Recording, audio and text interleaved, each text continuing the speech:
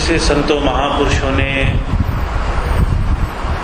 हमें परमात्मा की तरफ से सुनहरा अवसर कहकर बयान किया और कहा कि इससे सुंदर जामा, इससे सुंदर मौका परमात्मा ने और किसी जीव को संसार में नहीं बख्शा। मनुष्य शरीर पाने में इतनी बड़ी क्या बड़ाई है। इसके अंदर एक ऐसा गुप्त दरवाजा है, गुप्त मार्ग है, जो हमारे अंदर से चल करके उस परमात्मा के दरबार में खुलता है। सारी दुनिया एक बड़ी भारी खोज में लगी हुई है, हमें सुख मिले, सुकून मिले, आनंद मिले। जो थोड़ा इससे ऊपर उठ गए हैं, परमात्मा की तलाश में निकले हैं, प्रभु दर्शन के आशिक हैं,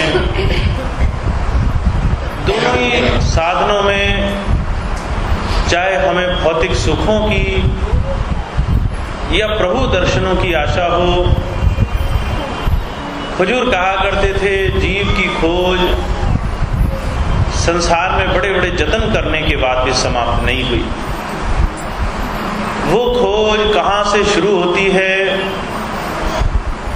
इस बात को सिर्फ उन्होंने बताया है जिन्होंने उस परमात्मा को देखा है, जिन्होंने परमात्मा को पा लिया है और परमात्मा को प्राप्त करने के बाद उन्हें हुक्म हुआ, उन्हें ये परवाना मिला वो दूसरों को भी साधन बताएं। सिर्फ ऐसे संतों महापुरुषों की दया मेहर से हमारे अंदर वो परमात्मा के पाने का जो रास्ता है उसको हम कुछ जानने वाले बनते हैं। गुरु अर्जुन देव जी महाराज ने कहा है, संत जना मिल भाइयों सच्चा नाम संभाल, तोसा बांधो जीव का इथे उथे नाल। संत के मिलने का लाभ क्या है? संतों के अनुभवी महापुरुषों के मुताबिक सिर्फ एक लाभ है कि वो जो गुप्त रास्ता है वो आपका और हमारा खुल जाए। अगर हमारा वो अंदर का प्रभु प्राप्ति का रास्ता नहीं खुला है तो हुजूर कहा करते थे, बाहरी सारे साधन बड़े से बड़े काम बन जाने के बाद भी जिस खोज में हम निकले हुए हैं वो खोज हमारी समाप्त नहीं होती। हुजूर कहा करते थे, राजा ययाति हुआ, इतिहास में जिक्र आता है, बहुत बड़ा भोगी राजा था। सारा जीवन उसने दुनिया की ऊंची से ऊंची भौतिक वस्तुओं की कमाई, उनकी प्राप्ति और उनके भोग में लगा दी। सारी उम्र दुनिया के सुख साधनों में लगा रहा। कोई ऐसा सुख नहीं था जिसको भोगने की इच्छा उसके दिल में होती और वो भोग उसने ना जीवन में भोगा होता। जब उसका अंत समय आया तो बड़ा दुखी था। उसका लड़का बड़ा प्रेम करता था अपने पिता से। लड़के ने पिताजी से आकर पूछा, पिताजी दुखी क्यों हो?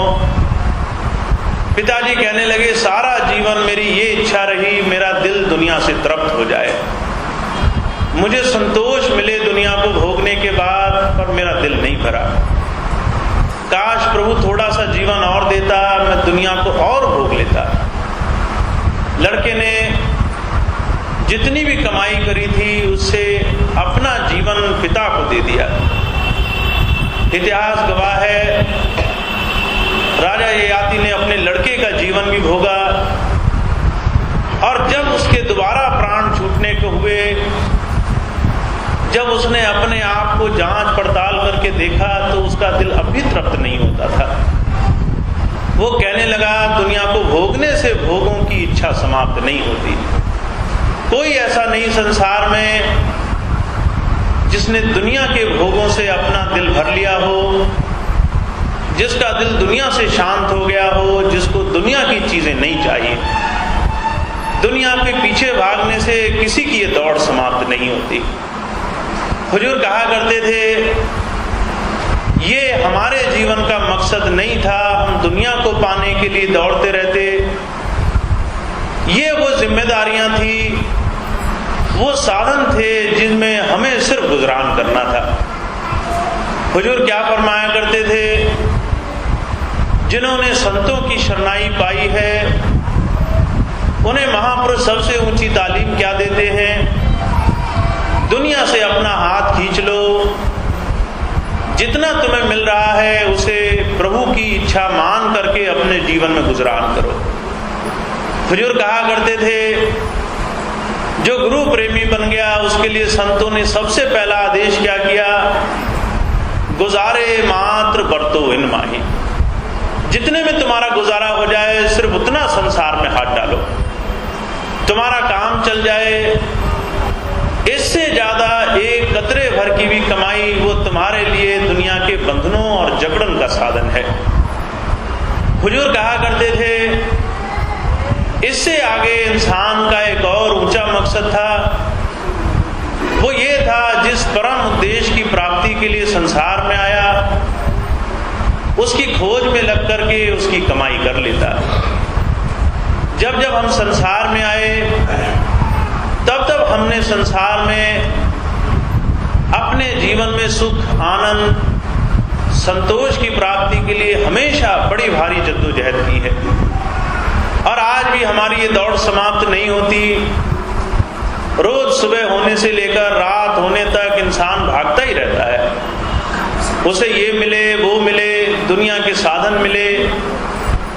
पर जो कहा करते थे, जो सच्चा काम है उसकी तरफ नजर, उसकी सच्चाई का ज्ञान, माफ करना किसी के जीवन में भी प्रकट नहीं हुआ। स्वामी जी महाराज के जीवन की घटना आती है। स्वामी जी संडीला आश्रम में एक बार सत्संग फरमा रहे थे। एक बहन जी आई, आकर के स्वामी जी से कहने लगी, स्वामी जी मेरा ये दुनिया का काम नहीं बनता। स्वामी जी ने उसकी सारी बात सुनी, उसने 2-3 बातें बताई। स्वामी जी ने उसकी सारी बात सुन ली। सारी बात सुनने के बाद उसने आखिर में ये भी कहा कि मेरा वजन भी नहीं बनता। जब ये बात कही तो स्वामी जी बड़ा अचरज में पड़े। उसको तो हल्का सा जवाब दिया, बाद में कहने लगे, इसे दुनिया भी चाहिए और गुरु भी चाहिए, दोनों काम इसे कैसे मिले? एक पूरब है, एक पश्चिम है। एक को अगर पकड़ लिया जाए तो दूसरा अपने आप दूर दूर रहता है। जब तक हमारे हाथ में दुनिया लगी हुई है, दुनिया के भोगों की तरफ हमारा हाथ बढ़ता है, तब तक हमारा हाथ प्रभु की तरफ से छूट जाता है। कारण क्या है? हुजूर कहा करते थे, मन माया ने संसार में जीवों को ऐसा फंसाया है, कोई भी सारा जीवन लगा करके उस मालिक की याद नहीं करना चाहता। ऊपर से जो गुरु की शरणों में आ गए हैं, उनको और भूल भुलावा है, वो सारा जीवन गुरु को समर्पित कर चुके, गुरु से जुड़ गए, गुरु से उन्होंने नाम ले लिया, अब उन्होंने सारी अपनी मेहनत कर ली, कुछ भी करना शेष नहीं रहा। पर जो कहा करते थे, ये भी एक बहुत बड़ा भूल और भ्रम है। अगर सच्चाई की तरफ नजर मारें तो इंसान सिर्फ जबानी जमा खर्च में लगा है, जबान से कहता है मैंने भक्ति कर ली, मन से और आत्मा से दुनिया की तरफ दौड़ लगाता है। तो जो कहा करते थे, संतों की गति, संतों के नाम की कमाई का रास्ता दुनिया से थोड़ा सा अपने आप को हटा लेने के बाद बना है। जिन्होंने महापुरुषों से नाम जोड़ा, उनसे अपना तार जोड़ा, उन्होंने इस सच्चाई का ज्ञान कर लिया। हुजूर कहा करते थे, जिन्होंने गुरु से अपना प्रेम जोड़ा है, वो अनुभव करते हैं उनके जीवन में दुनिया के सुख साधनों की भी कमी नहीं रहती। पर यह बात भौतिक रूप से दिखाई नहीं देती। भौतिक रूप से इस सच्चाई का ज्ञान नहीं हो सकता, क्योंकि गुरु के साथ बैठकर जीवन बड़ा जटिल और बड़ा मुश्किल मालूम पड़ता है। हुजूर महाराज एक उदाहरण फरमाते थे। राजा गोपीचंद था, एक बार जो है वो राजपाट में दुनिया के सुख साधनों में इतना मस्त था, उसकी माता ने उसे देखा। माता को ये देख करके बड़ा दुख हुआ कि मेरा लड़का कैसे दुनिया में फंस गया। उसने अपने लड़के को बुलाया और एक वचन ले लिया। कहने लगी, अगर तू जो है मुझे प्यार करता है तो मेरी एक बात मान जा। लड़का जो है गोपीचंद अपनी माता से बहुत प्यार करता था। कहने लगा, माता तुम जो कहोगी वो बात मैं मानूंगा। माता ने उसे कह दिया कि तू राजपाट छोड़ दे, तुझे राजपाट से कुछ लेना देना नहीं, तू गुरुजी के पास जाकर रहने लग। अब जो है बात बड़ी कठिन थी, निर्णय बड़ा कठिन था, पर जो है राजकुमार था गोपीचंद, उसके दिल में बड़ा चाव था कि वो जो है जाकर के माता को खुश करे, माता से जो है कोई ऐसी बात ना करे जिससे उसका दिल दुखता हो। माता की खुशी के लिए वो ये भी बात मान गया। राजपाट छोड़ दिया, जो उनके गुरु थे उनके पास जाकर के रहने लगा। जब वहां गया तो सारा जीवन बदल गया। सुख साधन नहीं था, दुनिया की सारी सच्चाई बदल गई। जो चीज पहले सुखकर मालूम पड़ती थी वही चीज बड़ी जटिल और कठिन मालूम पड़ने लगी। जीवन बड़ा सख्त हो गया। राजा मुंह बंद किए, चुपचाप जो भी गुरु के जीवन उसकी संगत और उसकी नजदीकी से उसको मिला वो सारा जो है सहन करता था। मन ही मन दुखी भी होता था, माता ने कैसे जीवन में ढकेल दिया। एक दिन गुरुजी कहने लगे, जाओ भाई सब लोग जा करके जो आज मिले, जो मांग के लाओगे उसी से जो है आज भोजन बनेगा। राजा को हुक्म दिया, अपने दरबार में जाओ, वहीं से मांग कर लाओ। गोपीचंद पहले ही जो है इस जीवन से त्रस्त था, अब माता के जो है बात मानकर आ तो गया। गुरुजी ने दूसरी बात कह दी कि भीख मांगने के लिए अपने राज में जाओ। बहुत हिम्मत करके गया। राजा को देख करके सब लोग बड़ा जो है भावुक होते थे, जो चाहे वो जो है राजा को खूब खूब दान देते थे। जब वो अपने महल में गया, रानियों ने भी उसे खूब दान दिया। जब माता के पास गया तो माता कहने लगी, तुझे जो है मैं 3 चीजें दान देती हूं। अब गोपीचंद बड़े जो है प्रेम से सुनने लगा। माता कहने लगी, 3 चीजें मैं देती हूं, उनको जो है हमेशा जीवन में याद रखना। पहली बात कहा हमेशा नरम बिस्तरे पर सोना। दूसरी बात कही अच्छे अच्छे भोजन करना, कभी जो है बेकार भोजन मत करना। और तीसरी बात कही मजबूत किले में रहना। अब गोपीचंद सोचने लगा, मैं जंगलों में रहता हूं, माता कहती मजबूत किले में रहना। गुरुजी जो है वो ऐसे ही घूमते रहते हैं, वहां कहां मजबूत किला रखा है, यहां मांग के खाने का हुक्म होता है। माता कहती अच्छे अच्छे भोजन करना। वहां पत्थरों पर सोना पड़ता है, माता कहती नरम बिस्तरों पर सोना। गोपीचंद को बड़ा आश्चर्य हुआ। कहने लगा, माता ये तीनों ही चीजें नहीं हो सकती। मैं जहां रहता हूं गुरुजी के पास ना नरम बिस्तर है, ना अच्छे भोजन है, और ना ही वहां किला है। वहां तो जीवन बड़ा सख्त है। माता ने दोबारा कहा, तुम मेरी बात समझे नहीं। तुम गुरु के पास गए, तुम संतों की शरण में गए, जब तुम खूब प्यार से उनकी बात मान करके सेवा करोगे, खूब खूब मेहनत करोगे, सब कुछ गुरु को समर्पण करके करोगे, अगर गुरुजी जो है तुम्हें रूखी सूखी भी देंगे तो वो भी तुम्हें दुनिया के सबसे स्वाद भोजनों से भी अच्छा लगेगा। थक हार करके, सारा मेहनत करके अगर तुम्हें पत्थरों पर भी सोना नसीब होगा तो वो भी तुम्हें ऐसे लगेगा जैसे तुम्हें नरम बिस्तरों पर सुलवाया गया हो। और अगर गुरु की बात में रहोगे तो दुनिया में उससे ज्यादा मजबूत किला कोई नहीं। सारे किले तोड़े जा सकते हैं, गुरु की सोबत संगत और गुरु की दया महर से जीवन में बड़ी से बड़ी परेशानियों को भी आराम से जीव उसकी दया महर से अपने जीवन में उतार सकता है। जब 3 बात कही तब जाकर के गोपीचंद की आंख खुली, शरणागत हुआ, गुरु के चरणों में बैठा और बहुत बड़ा संत बना। परजोर कहा करते थे, जीवन की जो सबसे ऊंची कमाई है उसने माफ करना फिर भी दुनिया जब ऐसे राजा महाराजाओं ने जीवन में, दुनिया के भोगों में जीवन की सच्चाई नहीं पाई, हम जो आम जनजीवन में भौतिक सुखों के पीछे भाग रहे हैं, हुजूर कहा करते थे उन्हें भी जीवन की सच्चाई इसमें नहीं मिलेगी। संतों का आना होता है संसार में जीव को सच्चाई के दर्शन कराने के लिए। स्वामी जी महाराज हुए आगरा के समर्थ महापुरुष, वो कहा करते थे, कहते थे गुरु चेला व्यवहार जगत में झूठा बरत रहा, कासे कहूं भेद नहीं कोई धोखे धार बहा।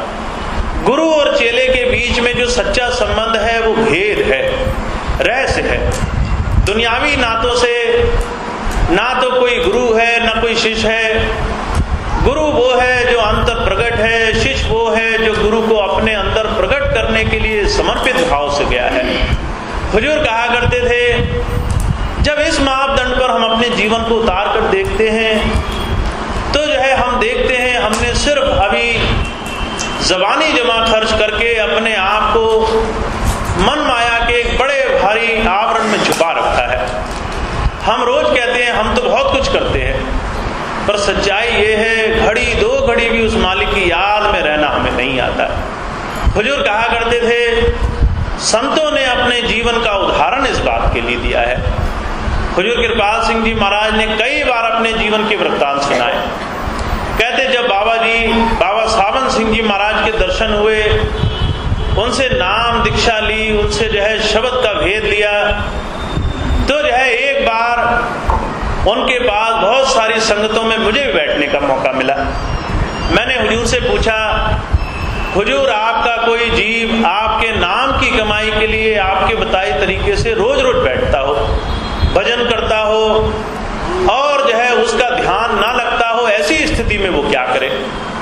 हुजूर कहने लगे, देखो जिसकी वो याद कर रहा है, जिस मालिक को पाने के लिए वो तड़प रहा है, वो मालिक तुम्हारे ही अंदर है, वो तुम्हारे ही अंदर बैठा है। उसे गुरु या किसी और ने तुम्हें देना नहीं है, वो जन्मों जन्मांतरों से तुम्हारे अंदर बैठा है। अगर तुम उससे सच्चे दिल से पुकार करने के लिए बैठोगे तो वो तुम्हें जरूर दिखाई देगा।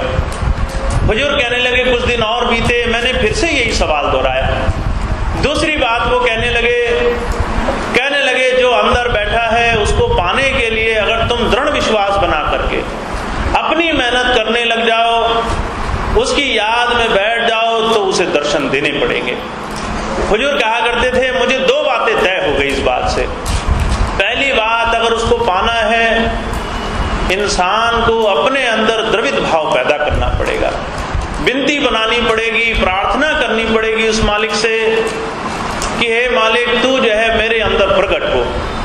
जिस भी जामे में आज तू काम कर रहा है, मुझे उस जामे के नजदीक पहुंचने का मौका मिले। अगर विनती नहीं होगी, हुजूर कहा करते थे, काम भी नहीं बनेगा। हुजूर क्या कहा करते थे, सुल्तान बाहू फकीर हुए, उन्होंने कहा, विरह विरह तू आखिया, विरह तू सुल्तान, जा घट विरह न उपजे सो घट जा मसान। जिसके दिल में विरह, प्रेम, कशिश, उस मालिक को अपने जो है प्रीतम को पाने की तड़प नहीं बनी है, विनती नहीं हुई है, कहते भाई वो लाख कसीदे पढ़े, कलमे पढ़े, वो बड़ी बड़ी प्रार्थनाएं करे, बाहरी बैठकर पूजाएं करे, फिर भी काम नहीं चलने वाला। सच्चे पातशाह गुरु नानक देव जी महाराज के जीवन की घटना आती है। जब वो एक बार काबा की तरफ गए, अरब देशों में पहुंचे, तो जो है वहां पर कुछ लोगों को उपदेश फरमाते हुए देखकर कुछ मुसलमान लोगों ने उन्हें पकड़ लिया। उन्होंने कहा, तुम क्या करते हो? गुरु नानक देव जी महाराज कहने लगे, भाई वही उपदेश करता हूं जो तुम्हारे यहाँ किया जाता है। उन्हें बड़ा बुरा लगा, कहने लगे, अगर तुम हम जैसे हो तो हमारे साथ बैठ करके पहले नमाज पढ़ो। उन्हें साथ ले गए।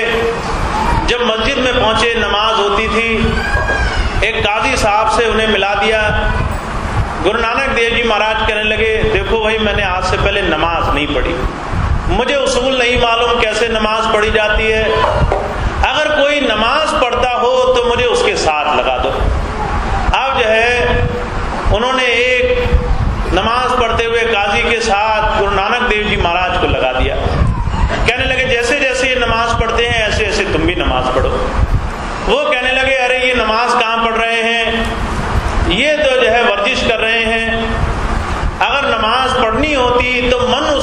चरणों में होता है।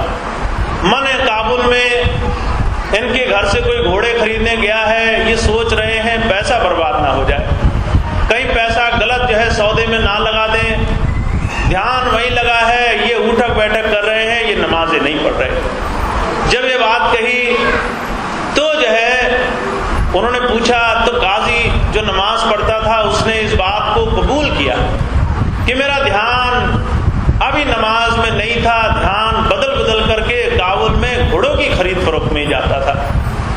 उन्होंने जो है गुरु नानक देव जी महाराज को दूसरे काजी के पास पहुंचा दिया। कहने लगे ये देखो नमाज पढ़ता है, इसके साथ नमाज पढ़ो।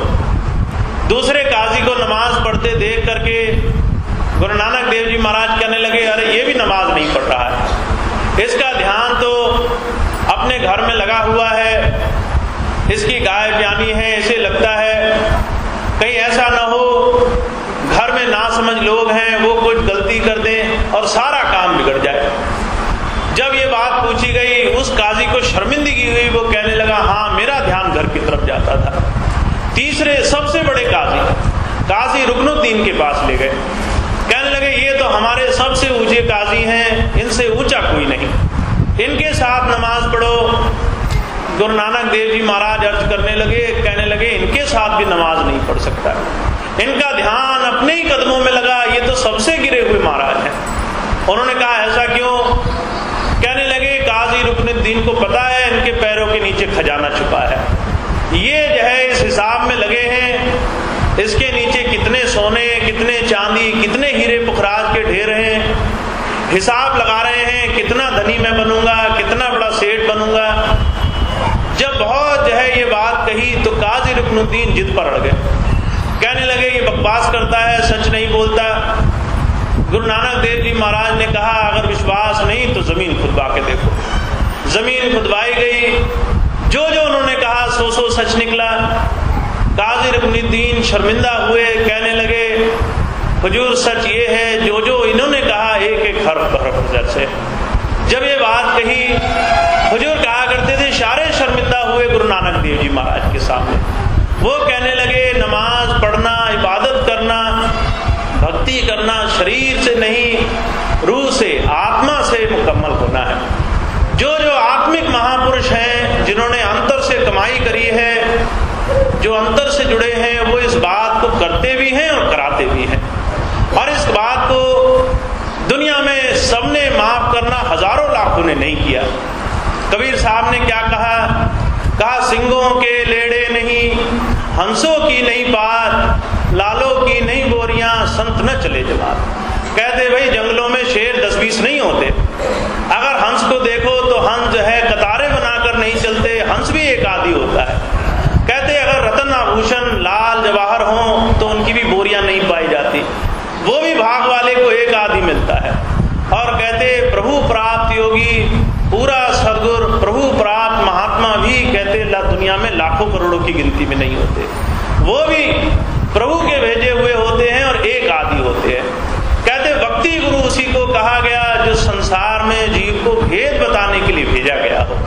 तो जो क्या फरमाते, कहते जिन्होंने संतों की शरणाई पाई है, जिन्होंने ऐसे महापुरुषों की संगत पाई है, उन्हें कुछ कुछ इस बात का भेद पता चला है। पर इस बात का भेद क्या है? हुजूर कहा करते थे सबसे पहली बात दिल में विनती बनने लग जाए, प्रार्थना बनने लग जाए। और दूसरी बात हुजूर कहा करते थे जो मैंने समझी वो है तुम अपने अभ्यास में कमी ना छोड़ो, तुम उस मालिक के दरबार में बैठो जरूर, चाहे तुम्हें कुछ मिले चाहे ना मिले, उसके यहाँ देरी नहीं। हमारे यहाँ एक सच्चे ईमानदार भक्त की तरह बैठने में इस मन में चालाकियां भरी हैं, इस मन में देरी है। जब ये मन साफ सुथरा होकर गुरु दरबार में बैठता है तो काम बनने में देरी नहीं लगती। प्रार्थना और भक्ति ये दो चीजें ऐसी हैं जो सिर्फ संत के चरणों में बैठ करके पाई जाती हैं। दुनिया के हर एक धर्म में इस बात की सच्चाई को बयान किया गया है। ईसाइयों में प्रार्थना करने को उन्होंने कन्फेशन कहकर बयान किया। कन्फेशन कहते हैं अपनी गलतियों को, अपने हृदय को, अपनी खामियों को निकालकर खुद सामने रख दो। हुजूर कहा करते थे हमारे हिंदू धर्म में इसे जीवन की, अपने इस मानव तन की सफाई करना कहा गया। हुजूर इसे जो है आत्मिक शुद्धि का साधन फरमाया करते थे। कहते थे विनती वही है जो अपने मन की सफाई करने के लिए, इस मन के विषय विकारों को निकालने के लिए प्रभु के सामने समर्पित होकर की जाए। पर यह विनती माफ करना गुरु के बगैर सच्ची तरीके से कोई नहीं कर सकता। गौर से देखो, दुनिया में हर कोई प्रार्थना कर रहा है, बड़े सुंदर सुंदर गीत भजन गा रहा है, बड़ी दुनिया में बड़ी बड़ी प्रार्थनाएं, बड़े बड़े कीर्तन यज्ञ हवन हो रहे हैं। और हुजूर कहा करते थे उस प्रभु के सामने अपने आप की सच्चाई का वर्णन दुनिया में हर कोई नहीं कर पाता। जब संत आते हैं वो कहते हैं अपने हृदय की सफाई करिए, सबसे पहले अपने आप को उस प्रभु के सामने समर्पित करके उसके होकर के अपना जीवन गुजारना शुरू कर दो। अगर ऐसा नहीं होता तो माफ करना, नाम की बरखा, नाम की सच्चाई का दर्शन भी नहीं होता। मुझे बड़ी अच्छी तरह से याद है, कुछ एक बरस पहले की बात है, हरिद्वार में एक सत्संगी बहन जी आई, आकर के बड़े प्रेम से कुछ संगत के बीच में अपनी बात कहने लगी। हुजूर कृपाल सिंह जी महाराज से मैंने नाम लिया और कहने लगी स्वामी जी के साथ मैंने सारा जीवन अब तक गुजारा, दोनों महापुरुषों की संगत में रहा और मैंने जो है बड़ी अचरज बात देखी, हुजूर बड़े सख्त थे। कहने लगी किसी को अपने पास भी नहीं फटकने देते थे, पैर छूना तो दूर, उनके नजदीक जाकर बैठने में भी लोगों को इतना भय, इतना डर लगता था, उन्हें लगता था जैसे कोई मैल भरा कपड़ा किसी साबुन के नजदीक जाने से डरता हो। कहते भाई ऐसे महापुरुषों के सामने जाने से, हुजूर के सामने जाने से डर लगता था। वो बड़े सख्त थे, पर जो है उनसे कोई अगर प्यार से उनके हुक्म में रहे तो अंदर से बड़े नरम थे। फिर कहने लगी स्वामी जी बाहर से बड़े नरम हैं और अंदर से कुछ देने में, नाम की कमाई कराने में बड़े सख्त हैं। जब मेरे सामने बात रखी, मैंने कहा शब्दों का फेर है, शब्द चाहे कितनी खूबसूरती से घुमा फिरा कर बोल लिए जाएं, जो संत होते हैं वो माफ करना एक ही तरीके से काम करते हैं। चाहे नाम पहले दे दें, भजन सिमरन में तरक्की के लिए, उन्होंने जीवन सुधारने के लिए बहुत बहुत वर्षों का साधन बनाना पड़े, जब तक साधन नहीं बन जाता अंदर वो नाम प्रकट नहीं करते। इन्हें तुम स्वामी जी महाराज का जीवन कह लो। और दूसरी तरफ कहते चाहे वो नाम न दें, बरसों घिसाई करके सफाई कराएं, जब जीव तैयार हो जाए तब नाम दें, तब जो है अंतर का अनुभव खोले, इन्हें हुजूर का जीवन कह लो। दोनों ही महापुरुषों को चाहे बाहर से सख्त या बाहर से नरम बोलो, पर जब अनुभव की दृष्टि से देखोगे, जब कमाई की दृष्टि से देखोगे तो ये बात साफ हो जाएगी। सभी महापुरुषों ने अंदर में कुछ दात तभी बख्शी है जब जीवन का सुधार हो गया है। चाहे पहले सुधार करा के नाम दिया हो या नाम देकर के सुधार कराया हो।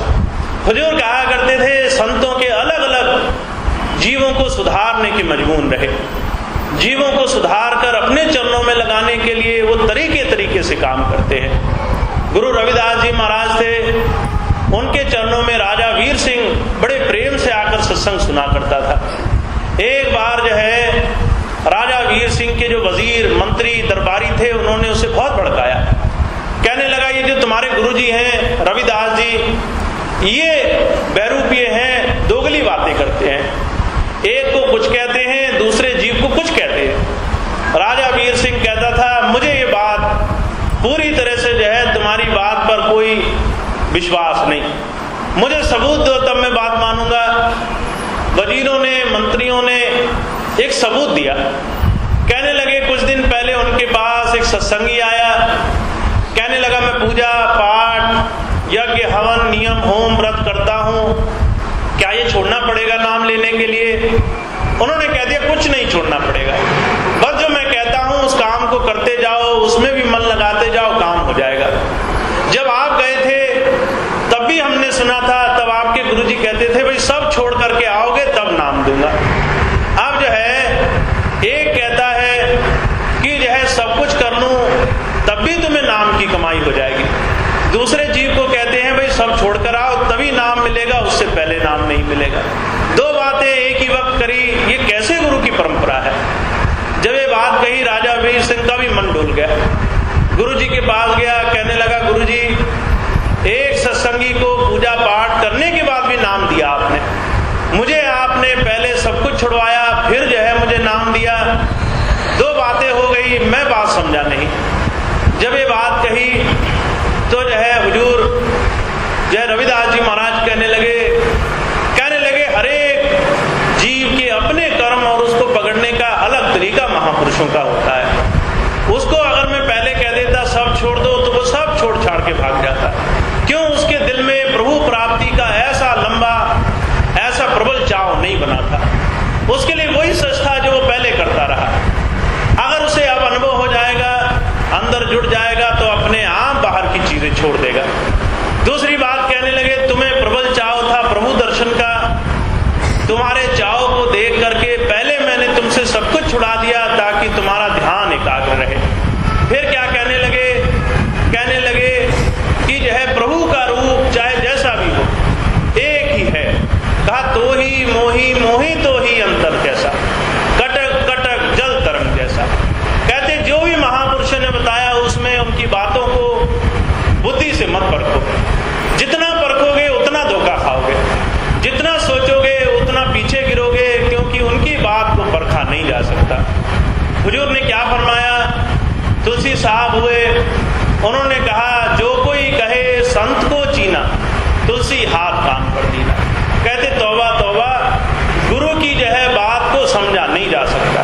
वो समझाएगा, वो समझा करके हमें लगाएगा, तभी हम जा सकते हैं, उस रास्ते पे लग सकते हैं। हुजूर कहा करते थे गुरु की बात को समझना है तो आंखें बंद करके, कान खुले करके सिर्फ उतना सुनो जितना तुम्हें करने को कहा गया, उससे ज्यादा ना सुनो, उससे ज्यादा ना देखो। क्योंकि माफ करना, हर एक जीव को अपने साथ जोड़ने का अलग अलग तरीका संतों का होता है। अगर वो तरीका हम समझ लें जो हमारे लिए फरमाया गया, तो हमारा जीवन धन्य होने लग जाता है। हुजूर कहा करते थे वो तरीका क्या है? कहते जैसे पानी में तरंग उठती है, तरंग जो है कहते एक छोटी होती है, दूसरी बड़ी होती है। जब तरंग को गौर से देखो तो कई बार मन में विचार आता है ये पानी अलग वस्तु है और तरंग जो पानी पर चल रही है ये कोई दूसरी चीज है।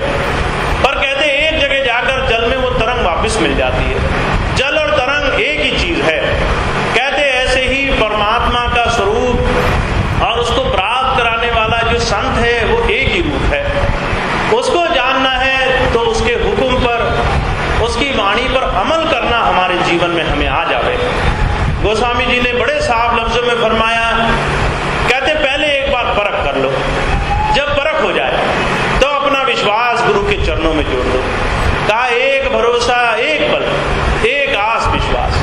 गुरु से अपना विश्वास जोड़ने के लिए पहले तुम्हें जितनी परख करनी है कर डालो। जितना तुम्हें दिल में गुरु की बात को समझने के लिए जोर लगाना है लगा लो। जब एक बार तुम्हें विश्वास बन जाए हाँ गुरु सच्चा है, कहते उसके बाद उसकी परख करने की बार बार कोशिश मत करो। हुजूर कहा करते थे अगर दुनिया के हर एक काम में उसकी परख की जाए तो हमारा जीवन तो नहीं बनता। हाँ उसकी परख कर करके हम अपना जीवन की घड़ियां ऐसे ही निरर्थक और व्यर्थ कर देते हैं। हालत क्या है? हुजूर कहा करते थे कोई एक पौधा बोता है, उसकी जड़ जम नहीं पाती, उसको उखाड़ कर देखने लग जाता है कि भाई जड़ जमी कि नहीं जमी। अगर सारा जीवन जड़ जमाने की कोशिश करो और रोज उखाड़ उखाड़ करके भी देखते रहो तो पौधे का सूखेगा तो जरूर, पर उसकी जड़ नहीं जमने वाली। हुजूर कहा करते थे ऐसे ही हमारे विश्वास की जड़ एक बार जमा लो। कहते एक बार विश्वास करो, पूरी आशा करो, पूरा जो है ध्यान गुरु चरणों में लगा दो, उसके समर्पित हो जाओ। फिर क्या कहते? स्वाद सलिल गुरु चरण है, चात्रिक तुलसीदास। कहते फिर ऐसे जो है उम्मीद लगाकर उसके दरबार में बैठो जैसे कहते चात्रिक पपीहा, वो स्वाति मूंग की आशा में कहते सारा जीवन वो इंतजारी में बैठा रहता है। कबीर साहब ने और जरा ऊंची तारीफ करी, कहते पपीहा कापन देखकर धीरज रहा न रंज, मरते जम जल में पड़ा तब न बोरी चल। कहते पपीहा होता है उसको देखकर अगर किसी को दया आए, ये प्यासा मर रहा है इसे पानी पिला दो,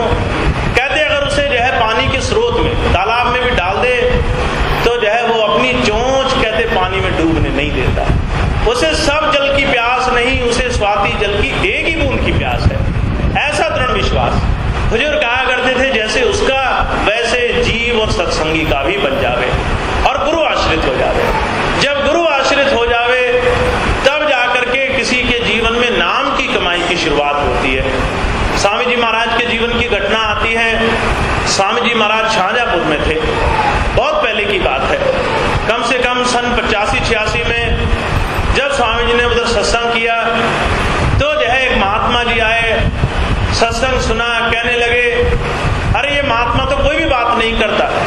स्वामी जी के लिए उन्होंने ऐसी बात कही, कहने लगा मुझसे तो जो कोई मांगे मैं सारी बात उसकी अभी की अभी पूरी कर दूं, ऐसी शक्ति रखता हूं। स्वामी जी के पास गया, बड़ा जो है घमंड में, जो है बड़े अहंकार में कहने लगा तुम तो कोई बात ही नहीं करते, अगर कोई मेरे पास आए तो धन दौलत दुनिया के ऐशो आराम जो मांगे सो मैं देने में सक्षम हूं, मुझे मांग कर तो देखे। स्वामी जी कहने लगे अगर कोई तुमसे मांगे और तुम उसे कुछ दे दो तो ये तो बड़ी छोटी सी बात हुई। अब ये बात सुनी उसने, बड़ा क्रोध में आया, कहने लगा छोटी बात कैसे हुई। कहने लगे अगर शिष्य जो है अपनी मनमर्जी से गुरु से मांगने लगे तो छोटा ही मांगता है, अरे उसे क्या मालूम है कौन सी चीज कितनी उसके लिए बड़ी पड़ेगी। स्वामी जी कहने लगे शिष्य को चाहिए गुरु के पास जाए तो गुरु आश्रित हो जाए, कह दे जो आपकी मौज हो सो मुझे बख्शो, आप जैसा जीवन दोगे सो मुझे मंजूर है, अच्छा हो अच्छा सही, बुरा हो बुरा सही। जब हम गुरु की मौज में रहते हैं, हुजूर कहा करते थे, तब हमारा काम उसकी रजा से चलने वाला बन जाता है। कहा कबीर भरोसे राम के निर्भय होकर सोए, अनहोनी होनी नहीं होनी हुई सो होए। कहते एक बार अपने गुरु पर विश्वास कर लो, चाहे उसके लिए तुम्हें जितनी भी परख लेनी पड़े पहले कर लो। कहते जब परख बन जाए, जब विश्वास जम जाए, जब तुम्हारा जो है उस पर अटूट जो है तुम्हारा प्रेम प्रीति और प्रतीति बन जाए, फिर क्या करो। कहते भाई उस पर जो है विश्वास करके और कहते आंखें मूंद कर निर्भय रहो, सो जाओ। कहते जैसे कोई निश्चिंत आदमी सो जाता है। कहते जो हमारे जीवन में अच्छा होगा वो गुरु हमें बख्शेगा, और जो हमारे लिए हानिकारक होगा चाहे वो हमें कितने अच्छा क्यों ना लगता हो, कहते भाई उससे संभाल कर रखेगा। चाहे वो चीज हमें अच्छी लगती हो पर अगर हमारे लिए नुकसानदायक है, कहते वो उससे हमें बचा कर रखता है, हमें वो देने नहीं देता, चाहे वो हमारे लिए कितनी अच्छी क्यों ना साबित हो। हुजूर कहा करते थे उससे अच्छा गुरु से ज्यादा कोई जीव संसार में अपने आगे और पीछे की नहीं जानता। वो हमारे अगले और पिछले कर्मों के पूरे बंधनों को काट कर इसी जीवन में छुड़ाने के लिए साधन बनाने के लिए आता है। हुजूर कहा करते थे सारी चीजों में उसका सहारा तब तक बना रहता है जब तक जो है हम उसके विश्वास को मानने वाले बनते हैं। जहां हमारा विश्वास उस पर से टस से मस हुआ, जहां ध्यान इधर से उधर बिखरा नहीं, कहते वहीं हमको विपत्तियों और कष्ट का बड़ा भारी पहाड़ डूबता हुआ मालूम पड़ता है। ये गुरु की दात नहीं होती। हुजूर कहा करते थे ये माफ करना हमारी तवज्जो का उससे छूट जाना होता है, हमारा ध्यान का गुरु चरणों से हट जाना होता है। तो महापुरुषों ने क्या कहा, कहते जब कोई संत की शरण में जाता है, गुरु की सबसे बड़ी दया मेहर क्या होती है, वो हमारे ऊपर अपना आवरण बना देता है। अच्छे और बुरे को छान छान करके जो हमारे लिए जरूरी है सिर्फ उतना हमें बख्शता है। और दूसरी बात क्या कही, कहते हमारे आगे के लिए भी हमारा साधन बनाता है। का तोसा बांधो जीव का ऐथे होते ना, वो हमारे लिए कहते शरीर छोड़ने के बाद जो सच्ची कमाई करनी है उस सच्ची कमाई के लिए भी हमारा जीवन बनाना शुरू कर देता है। हुजूर कहा करते थे, भागवत में जिक्र आया, भगवान श्री कृष्ण एक बार बड़े खुश थे, सबके बीच में कहने लगे मुझे उद्धव बड़ा प्यारा है और उसके प्यार से खुश होकर के मैं उसे 3 चीजें देता हूं। उन्होंने पूछा क्या 3 चीजें देते हो, कहने लगे गरीबी, बीमारी और निरादर। एक तो जो है वो मुझे इतना प्यार करता है, प्रभु करे उसे इतनी गरीबी मिले कि वो जो है गरीबी में ही सारा जीवन काटे। दूसरी बात कही उसे जो है बीमारी मिले। तीसरी बात कहते उसे निरादर मिले। अब लोगों ने पूछ लिया महाराज ये आशीर्वाद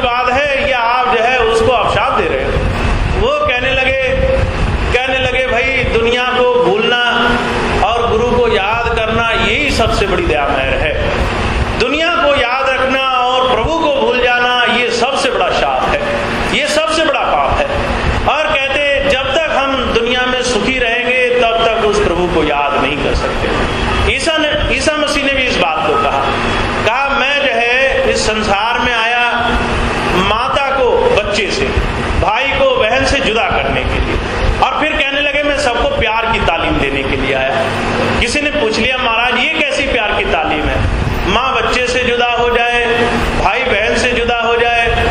वो कहने लगे भाई ये वो नाते हैं जिनमें हमारा बंधन जुड़ करके हम फंसे पड़े हैं, इनमें रहो गुजारा तो करो, पर जब इनमें आसक्ति हो जावे, जुड़ाव हो जावे, आदमी इसमें बनकर गुलाम हो जावे, तो कहते ये गुलामी संसार में उसे प्रभु के तरफ नहीं बढ़ने देती। हुजूर क्या कहा करते थे, सच्चा नाता सच्चा प्रीति उस पार ब्रह्म परमेश्वर की है। और अगर इस बात का भरोसा करना है तो हुजूर कहा करते थे किसी मरते हुए को देखो, जब शरीर छूटता है तो जो है उसके सारे अच्छे से भले नाते छूट जाते हैं, उसे सिर्फ एक ही नाता, सिर्फ उस प्रभु का नाता उस दिन उसके काम आता है अगर उसने जीते जी जुड़ा है तो। पर जो कहा करते थे जिसने जीते जी नहीं जोड़ा, बताओ उसका मरने के बाद अचानक वो नाता कैसे जुड़ जाएगा। हुजूर फरमाया करते थे, कहते थे ये जो साधन है ये वो रहस्य है, ये वो भेद है, ये वो कड़वा सच है जो सिर्फ गुरु ही संसार में आकर प्रकट कराता है। और इस काम को कराने के लिए कई बार वो प्यार से और कई बार उसे बड़े सख्त और बड़े कष्टदायक जो है साधन बना करके ये काम कराना पड़ता है। हम जीवन में उससे जुड़े रहें, प्रभु से जुड़े रहें, हमारा प्यार उससे बना रहे, इसके लिए हमें बड़ी से बड़ी मेहनत करनी पड़ती है। हुजूर कृपाल सिंह जी महाराज के जीवन की घटना आती है। बरेली का एक सिद्ध पुरुष था, बड़ी सिद्धि थी उसके पास, खद्दू नारायण उसका नाम था। इतनी सिद्धि थी वो जो है जो चाहे वो काम कर देता था और वो काम दुनिया की नजर में चमत्कार था। ऐसी सिद्धि थी उसको लोग बिन मांगे सोने चांदी के बड़े से बड़े जो है वो खजाने भेंट करके जाया करते थे। आज से करीबन 50 साल पहले उसके पास जो है 100,000 जो है वो चांदी के सिक्के थे जो है बहुत कीमत के थे, और जो है वो उनको संभाल कर रखता था और खूब रिद्धि सिद्धि से लोगों को जो है अपना जो है बड़ा मान सम्मान, बड़ा जो है अपने क्षेत्र में वो जो है प्रसिद्धि बनाकर रखता था। ऐसे में जो है हुजूर कृपाल सिंह जी महाराज के एक बार उसे दर्शन हुए, उसका चाव बना हुजूर से वो नाम ले। जब नाम ले आया तो जो है उस दिन से उसकी रिद्धि सिद्धि खत्म हो गई। जो मान बढ़ाई थी सब जाती रही, जितनी प्रसिद्धि थी लोगों ने पूछना बंद कर दिया, सम्मान करना बंद कर दिया, सेवाएं देनी बंद कर दी, पूछना बंद कर दिया। अब जो है खद्दू नारायण बड़ा परेशान होता था, कहता था पहले तो बड़ी मौज थी, जब से गुरुजी की सारी मौज खत्म हो गई, हम ऐसे चक्कर में फंसे, ना दीन के रहे ना दुनिया के रहे, बहुत दुखी बहुत दुखी। एक काम अच्छा होता था, उसका भजन बहुत अच्छा बनता था, सिर्फ भजन ही अच्छा बनता था, बाकी दुनिया के लिहाज से वो जीरो हो गया। जब उसे बाहर की चीज देखता था तो उसे बड़ा दुख होता था, पहले हम इतने अच्छे थे अब इतने खराब हो गए। एक दिन तैश में आकर के वो दिल्ली गया, हुजूर से कहने लगा अपना नाम वापस ले लो, हमें तुम्हारा नाम नहीं चाहिए। हुजूर कहने लगे भाई क्यों नहीं चाहिए? कहने लगे इसमें 2 घाटे हैं। पहला घाटा तो ये है, पहले बड़ा मान सम्मान होता था, बड़ी आव भगत होती थी, जिसके पास चला जाता लोग जो है हाथ पैर दबाते नहीं थकते थे, बड़ी मेहमान नवाजी करते थे। अब ऐसी हालत हो गई लोग देखकर मुंह फेर लेते, कोई पूछना नहीं चाहता। दूसरी बात कहने लगा जितना भी जो है मेरे पास रिद्धि सिद्धि थी, चमत्कार की शक्तियां थी, वो सारी खत्म हो गई। हुजूर कहने लगे भाई भजन सिमरन में कुछ मिला कि नहीं मिला? कहने लगा उसमें खूब मिला, और इतना मिला जिसका बयान नहीं कर सकता। हुजूर कहने लगे अगर मिला है तो नाम तो वापस नहीं होता, नाम तो गुरु ने जिसे दे दिया सो दे दिया। हाँ, दूसरी बात जो तू अपनी सेवा मांगता है, उसने जब नाम लिया था वो 1000 चांदी के सिक्के हुजूर को जो है सेवा में दे आया था। कहने लगा मुझे क्या करना, आप गुरु आप हो गए, मेरा सब कुछ आप संभालो। जब उसे जो है तैश आया, गुस्सा आया, तो जाकर कहने लगा एक तो नाम वापिस ले लो और एक मेरी सेवा वापस कर दो। हुजूर कहने लगे नाम तो वापस नहीं होता, हाँ सेवा चाहिए, वो जो रुपए दे गया वो लेने हैं तो वो वापस ले जा। जब जो है ये बात कही तो कहने लगा कि मुझे रुपए से ज्यादा परेशानी नहीं, मुझे परेशानी इस बात से है कि जितना मैंने कमाया था वो सब मुझे नहीं मिलता। हुजूर कहने लगे अगर इतना दुख है तो आज के बाद तेरा सब में सम्मान होगा, जिन जिन सत्संगियों के बीच में जाएगा सब बड़े प्रेम से तुझे सर आंखों पर बिठाएंगे। और वही हुआ, जब वो वापस आया बरेली में उसका बड़ा मान सम्मान था। हुजूर के जाने के बाद वो स्वामी जी के पास भी आया और स्वामी जी के आने के बाद बहुत दिनों तक उनकी सेवा में रहा। पर हुजूर कहा करते थे जब जब हम संत के चरणों में जाते हैं, अगर भौतिक दृष्टि से उसे परखने की कोशिश करें तो माफ करना कई बार जीवन घाटे में दिखाई देता है। पर हुजूर कहा करते थे जब हम आंतरिक दृष्टि से अपने आप की परख करते हैं हम आगे बढ़े हैं, प्रभु की तरफ हमारे कदम आगे बढ़े, नाम की तरफ जुड़ने का हमारा साधन बना। हुजूर एक और मिसाल फरमाया करते थे, कहते थे बाबा सावन सिंह जी महाराज ने अमेरिका में जब सबसे पहले ब्राक, मिस्टर और मिसेस ब्राक थे, उन्हें नाम दिया। एक भाई हुकुम सिंह थे, उसके थ्रू नाम दिलवाया, वो कभी विदेश नहीं गए थे। जब नाम दिया तो उन्हें चलते फिरते हुजूर का स्वरूप दिखाई देता था, पर भजन करते थे तो उनको जरा सा भी अनुभव नहीं होता था। 25 साल हो गए उन्हें अनुभव नहीं मिला। भजन वो खूब करते थे, 2-2, 3-3 घंटे जम करके सुबह और इतना ही शाम को रोज लग करके अभ्यास किया करते थे, पर जो है अनुभव में ज्यादा तरक्की नहीं मिली। हाँ, चलते फिरते उन्हें अपने जीवन में गुरु का सहारा, उनकी दया मेहर हर जगह महसूस होती थी। इस विश्वास पर वो सारा जीवन हुजूर से जुड़े रहे। 25 साल बाद उन्होंने एक चिट्ठी लिखी हुजूर बाबा जी को, कहने लगे महाराज हमारा अंतर अनुभव नहीं बनता, लोग हमसे पूछते हैं तुमने क्या देखा, तो हम किस मुंह से जवाब दें कि हमें अंदर कुछ भी नहीं दिखाई दिया अभी तक। हुजूर कहने लगे भाई अंतर जो तरक्की है, अभ्यास है, ये घड़ी दो घड़ी का अभ्यास नहीं, ये कोई दुनियावी दौलतें नहीं, आज मिल गई और कल लुट जाए तो भी कोई हर्ज नहीं, ये जीवन भर की कमाई है। हुजूर ने बड़ा सुंदर जवाब दिया, कहने लगे तुम कहते जरूर हो कि मुझे कुछ नहीं मिला, पर जरा जीवन में झांक कर देखो, क्या जीवन पहले से बेहतर हो गया? क्या मान बढ़ाई, निंदा चुगली द्वेष छूटे? क्या हमारे जो है अंदर की विषय वासनाओं का पहले से कमी आई? क्या हमारा मन गुरु चरणों में लगने लग गया? उन्होंने जवाब भेजा, कहने लगे हाँ हुजूर ये तो होने लग गया, पहले से हम बेहतर जीवन जीते हैं, हमारे शरीर मन और विषय वासनाओं से हमारा छुटकारा होने लग गया, हमारा मन 24 घंटे आप में लगा रहता है। हुजूर कहने लगे ये भी प्रभु के रास्ते पर चलने के लिए एक तरक्की मानो। वो कहने लगे जीवन का सुधार होना भी प्रभु से जुड़ने के लिए बहुत बड़ा भारी कदम है। जब तक जीवन का सुधार नहीं, जब तक प्रार्थना नहीं, जब से मन से विषय वासनाओं का त्याग नहीं होता, तब तक नाम भी प्रकट नहीं होता।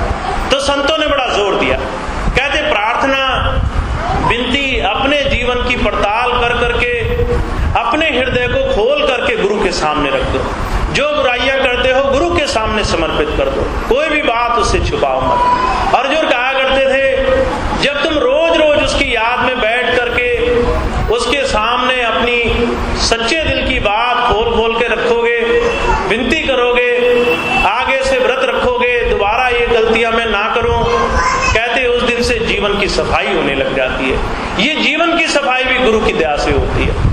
दूसरी बात कहते उस दिन नाम इकट्ठा होने लग जाता है। गुरु अर्जुन देव जी महाराज ने क्या कहा, ये ही वो तोसा है।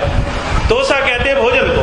पुराने समय में लोग जब घर से बाहर निकलते थे तो जो है घर से खाने पीने का सामान पोटली में बांध कर निकलते थे, कहीं रास्ते में खाने की उम्मीद नहीं करते थे।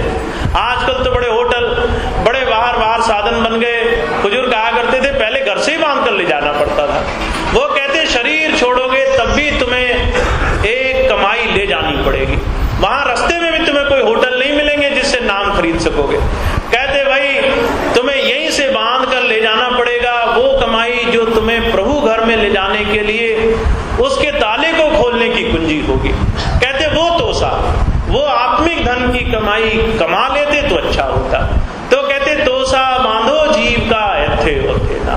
कहते संत जना मिल भाइयों सच्चा नाम समान। गुरु के पास आए तो गुरु के पास आने के बाद कहते सिर्फ एक चीज में मन लगाओ। दुनिया की बाकी चीजें हुजूर कहा करते थे ये तो ऐसे हैं जैसे किसी इत्र बेचने वाले के पास जाओ तो गंध खरीदो ना खरीदो, कहते उसकी खुशबू मुफ्त में मिल जाती है। कहते ऐसे दुनिया के सुख साधन काम तो ऐसे ही बन जाएंगे जैसे जो है गंदी की खुशबू मिल जाती है बगैर खरीदे। पर अगर जो है एक छोटी सी भी इत्र की शीशी घर ले आओ तो कहते घर भी महक जाता है। कहते ऐसे ही नाम अगर इस घर में ले आओ तो जीवन पवित्र हो जाएगा।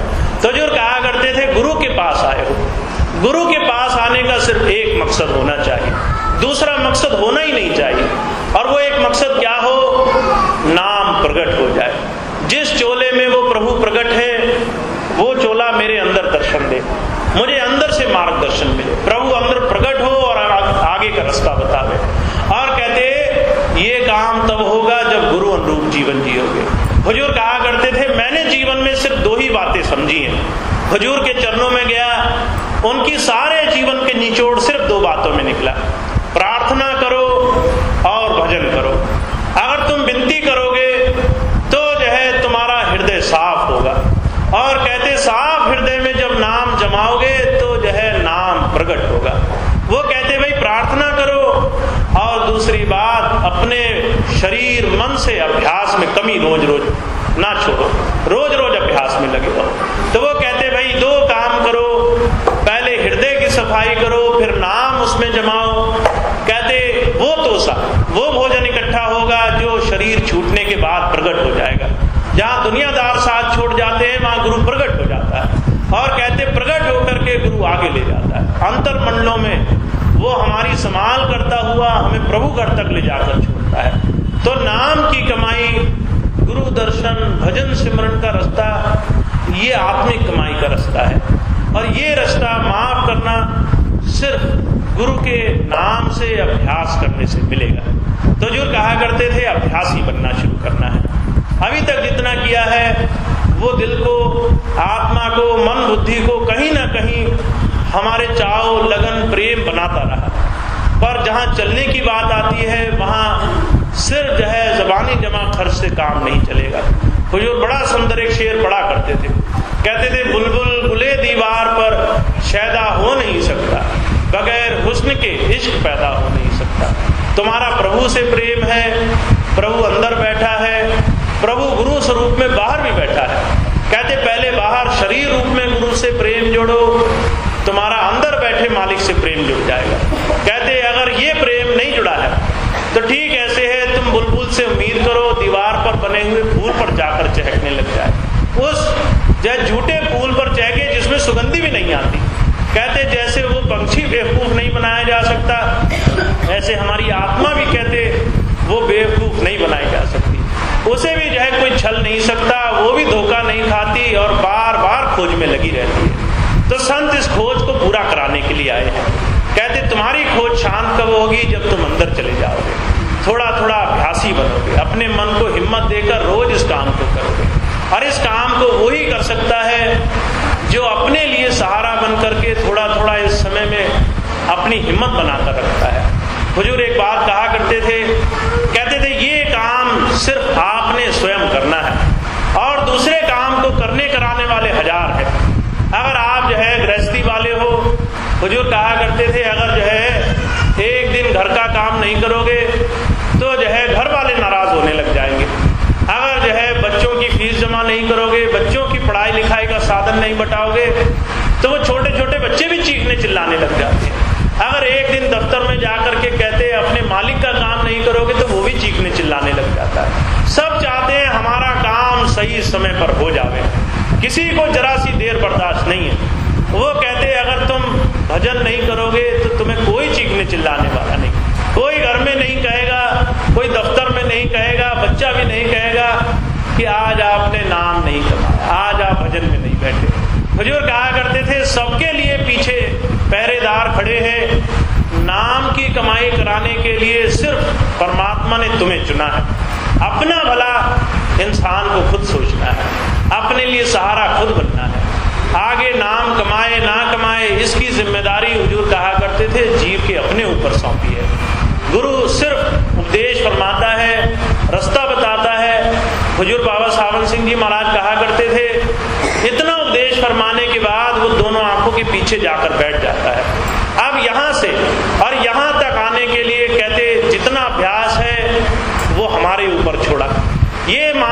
भाई जो जितना लायक होगा उतनी जल्दी अंदर तक आने के लिए जतन करेगा, और जो जितना चाव लगाकर बैठेगा उतनी जल्दी मालिक उसका काम बना देगा।